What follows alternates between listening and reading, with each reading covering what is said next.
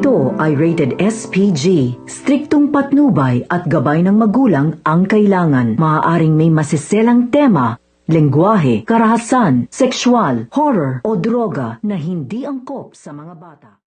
At nagsidatingan na nga itong mga Enleia upang i-demolish ang mga bahay dito nga sa ginantuang lupa.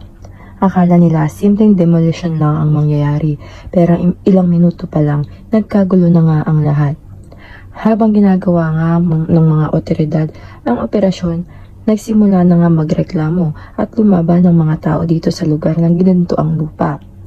Hindi lang ito tungkol sa mga bahay na gigabain, kundi pati na rin sa mga buhay na maapektuhan.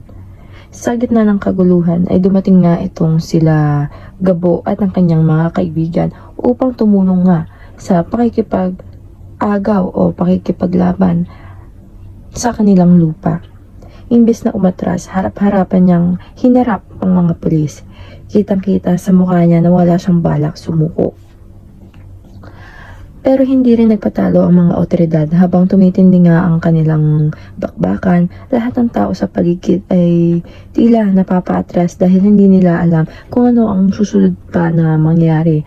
At habang abala nga ang lahat, may isang lalaki at itong si Django ay bumunot ng barel at tinutok nga dito kay Gabo. Ngunit nang makita nga ng tatay ni Gabo na babarilin siya ni Django, ay hinarangan nga niya ito at siya nga ang natamaan. At na nagkapatukan ay bumulagta nga ang tatay ng ni Gabo sa gitna ng kalsada at doon na nga natigil ang kaguluhan at napaling nga dito sa magama ang atensyon ng mga tao. Aabangan nga natin kung tuluyan na bang mamamaalam itong ama ni Gabo. Dito nga lang yan sa CCM, ang si Gabo.